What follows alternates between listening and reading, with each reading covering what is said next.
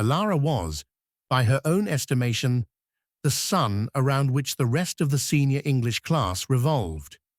She had the dazzling smile, the loud, confident laugh, and the uncanny ability to weave every classroom discussion back to her own insightful and often lengthy opinions.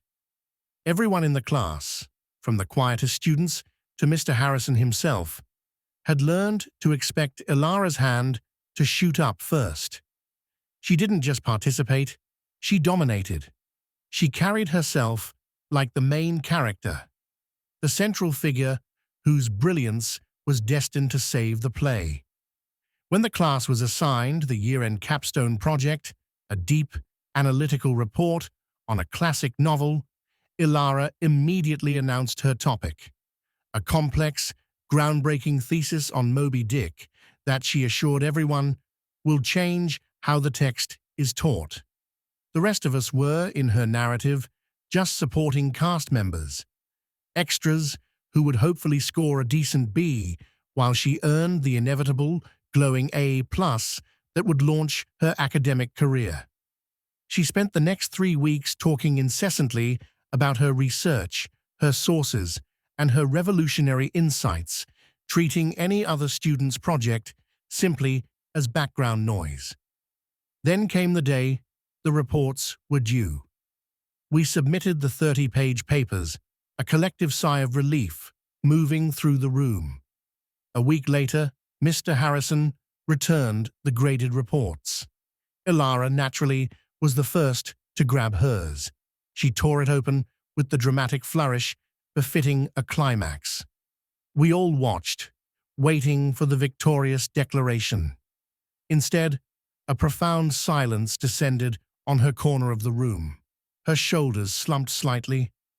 Her eyes, usually so sharp and confident, scanned the pages repeatedly, fixated on a single, bold letter scrawled on the front page.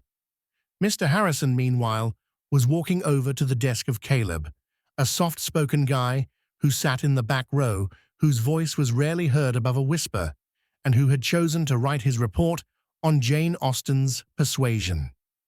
"Caleb," Mr. Harrison said, his voice ringing with genuine excitement, "this is, quite simply, the finest piece of literary analysis I have read in my 25 years of teaching.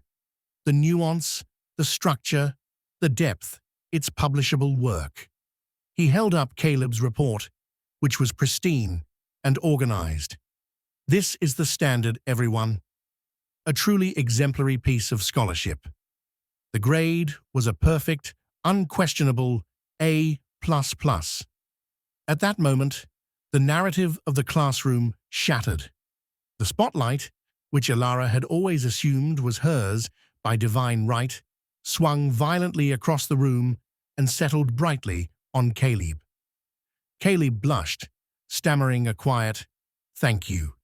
He hadn't demanded attention. He had simply done the best work. Ilara slowly closed her report. The bold B on the front cover, a stark, undeniable truth. Her report was well written, but it was self-indulgent, rambling, and ultimately missed the assignment's core analytical requirement. She hadn't been the main character at all.